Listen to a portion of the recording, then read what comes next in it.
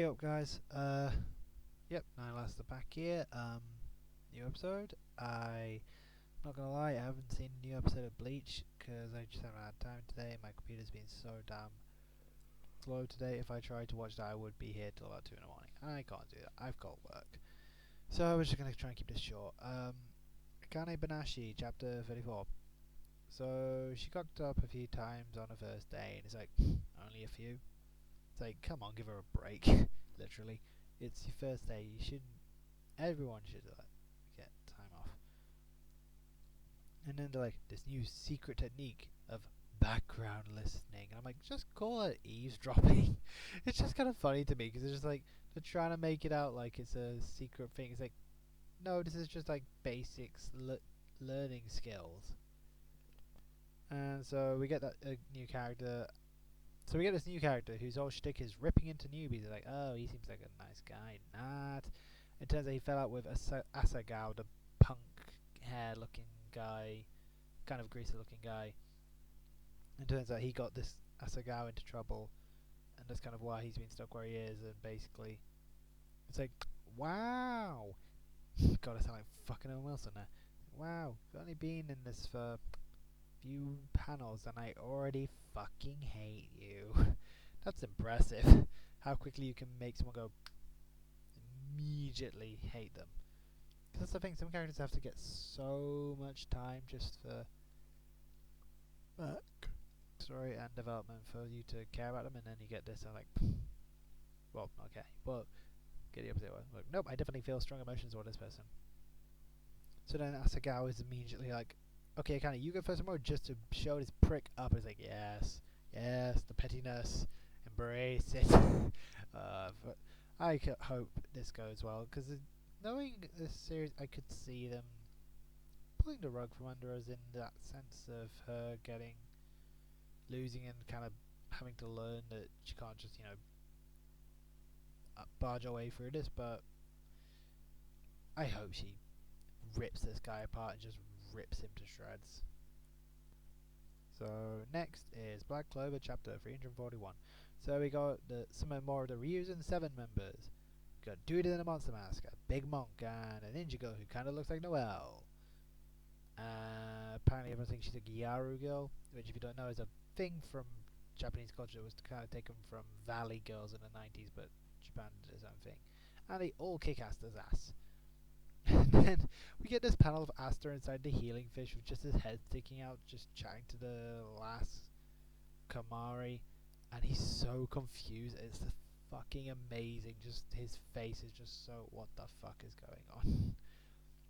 And then Asta being Asta goes, Matada! And we just see him go apeshit on his ass again. And he's just like, kind of like, oh fuck. And then we got Ichika guarding him, and then we get a little shrine that looks like kind of like Charmy. And we get this initially what seems a throwaway panel. He says, "Oh, it's always cloudy in the land of the sun here." I'm like, maybe it's not as much of a throwaway line, because that's the thing about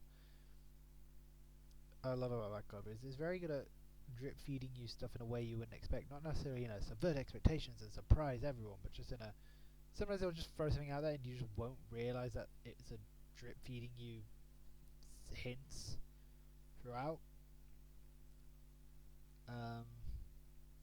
So yeah, maybe there's something. The fact that we've seen two things of Charmy in the Land of the Sun is like, seems off. Well, not off, but something funny's going on. And Ichika goes into this little thing of Ryu has no magic, but he was able to unite the Land of the Sun under his rule. And Asta's clearly taking notes, like, okay, how did I gonna know that? How I'm gonna unite my lands? And then Asta talks about Yami, and I was like, oh, he likes the. He's like, hey, Yami's so great, and then she seems ready to lose it again, and it's really like, hey, what the hell is your problem with it? And it's holy shit, Yami massacred his entire clan. What? What the actual fuck is going on? No way. Well, maybe.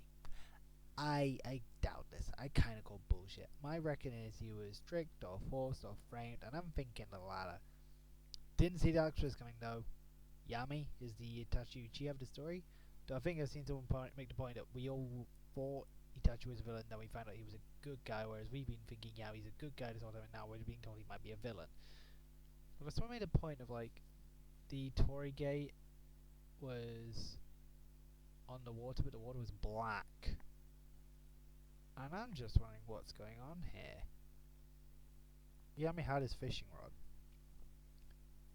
I just don't understand what's going on here. I don't think this is as simple as he murdered his clan, or even if he did murder his clan, there's something behind this relating to it all. I kind of hope it's not quite just a pull the rug. Ryuya's a bad guy as well. I'm like, oh please no, come on. Okay, so that was fun. Alright, next. Kaiju number 7, chapter 72. So Kikoro gets launched out. All I can think is like, I think the weekly manga recap said this, maybe, or something else, or was it Tekken 101? About the Time Force Power Rangers where a robot launches the Zords to provide a catapult thingy. That's all I can think, which gets launched out that giant, like, building in that little tiny pod thing. And so, first of all, oh, she just has cool looking drapes on her uniform, but it's like, no, they're dragonflies slash butterfly wings, and that's like, oh, that looks fucking sick. And it turns out her weapons mean she's the only person who can fly, like, that's great. And then, holy fuck, that move. She just dropped in and smashed that kaiju's spine like it were made of butter. Oh my god. I love it. And then, it seems like Narumi and Kikoro were having, like, a battle about who could be the biggest tsundere. He's like, you got 5 minutes, my dim-witted apprentice. And she's like, all I need is 5, you idiot. It's like, just be normal, you weirdos. But in a good way. Love you. And the others are trying to help, but it's like, nope. They're just the most side characters you ever got. Sided? No, it's sidelined, that's it.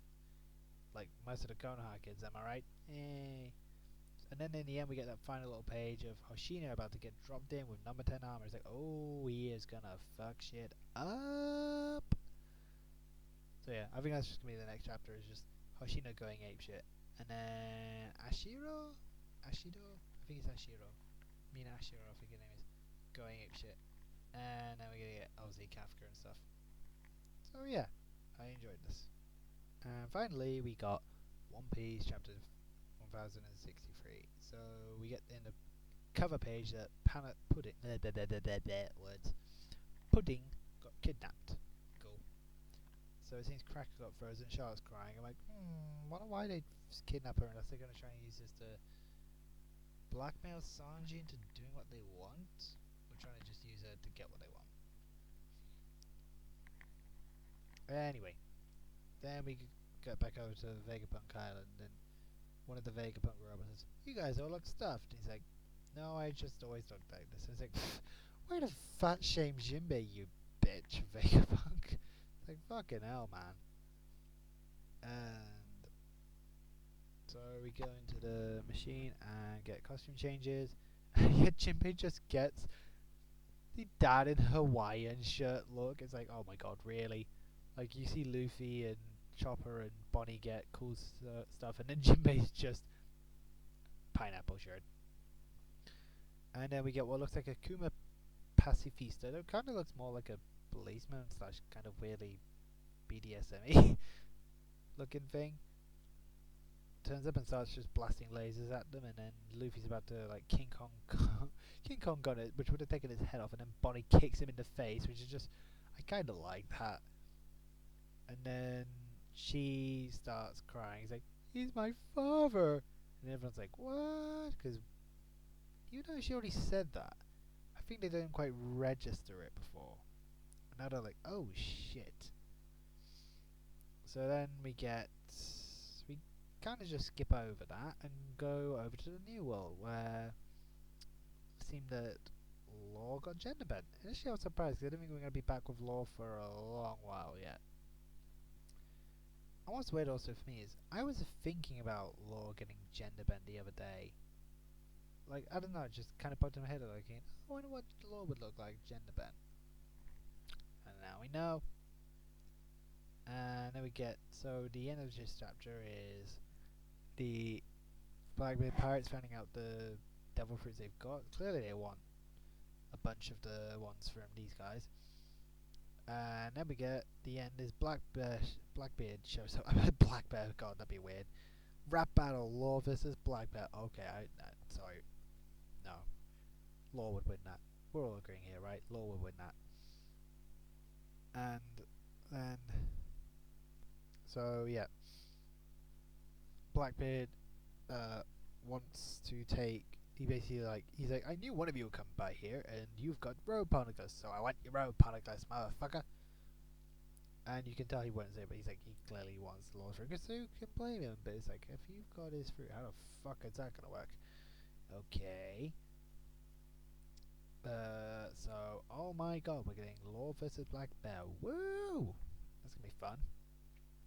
And Kobe is there too, because he's on Blackbeard's ship, so it's like, well, will we find out what happened during the Rocky Port incident? Because we know all the major players in this obviously are around, because Law and Blackbeard and Kobe are in the same area. So it's like, okay, let's find out what happened here, because this is what it would seem to be. So yeah. Oh god, it's hard to tell. It's honestly hard to tell. I think we're gonna go back to just Bonnie and Vegapunk and Kuma and Luffy for next, but we might get Law versus Blackbeard. It's hard to tell. I feel like we're gonna go back to Blackbeard, not Blackbeard, Bonnie and Luffy though. Yep, okie doke. That's that whole thing done. Let me know what you think, even though none of you watched this, because why would you? Who knows, if I keep doing this, maybe one day it can make it work, because I don't want to keep fucking working retail the rest of my life. So please like and subscribe. Alright, catch you guys later.